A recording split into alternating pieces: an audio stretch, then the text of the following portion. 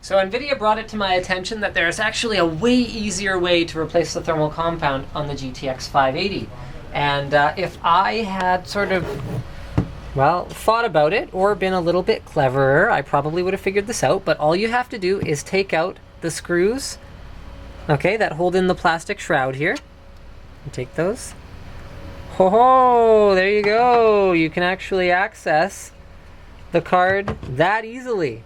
And then, if you want to replace the thermal compound, okay, please note that these are all Phillips head screws that I have removed so far, and more Phillips head screws on the back.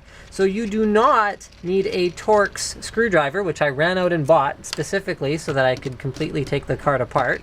You do not need a Torx screwdriver in order to disassemble this card and replace the thermal compound. I mean, if you wanted to take off the Unisync that covers the VRM and the RAM, then, I mean, there's nothing preventing you from doing that if you have a Torx screwdriver, but NVIDIA also brought to my attention that there are a number of concerns that I should be warning you guys about if you do remove those components. So hold on, let me just get this last screw out first, and then we'll go ahead and flip the card back over there. You look at that. So it's that easy to remove it, and now you see you have total access to the GPU, but we've left the metal Unisync on. So the reason for leaving the metal Unisync on is, remember the thermal pads that I pointed out on all of the RAM as well as on the VRMs? Well, the thermal pads, when the card is originally assembled at the factory, get compressed.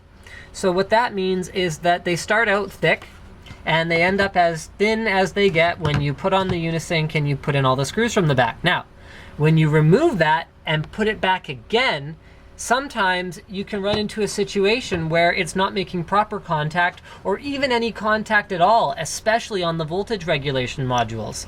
So that, even though you might not notice the problem right away, can seriously diminish the lifetime of the product.